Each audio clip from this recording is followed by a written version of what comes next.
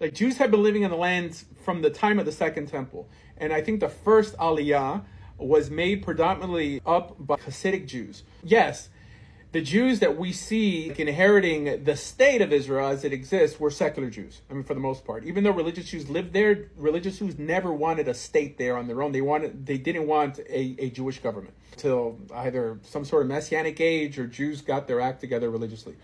Like, I just saw a video about this. Rashi, in the first chapter in Bereshit, says that the first chapter of the book of Genesis teaches us the most valuable lesson we could learn in the Torah, and that's that the land of Israel belongs to whoever God gives it to.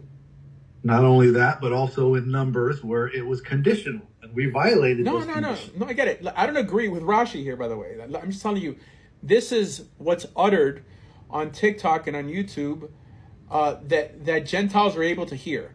And I think it's a terrible argument, first of all. I mean, whoever assumes that because God created the world, God could give the land to whoever he wants, doesn't know the rest of the Torah.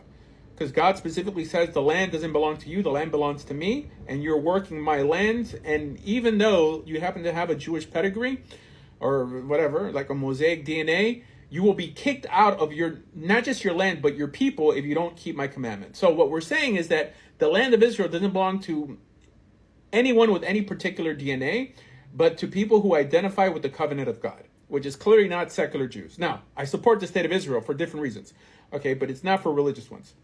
The idea, first of all, that a secular Jew would make the argument that the land belongs to them because God gave it to them when they don't even believe in God is disingenuous from it makes us look bad. And Muslims know when they're talking to a secular individual, especially on TikTok, you can have a guy without a shirt on.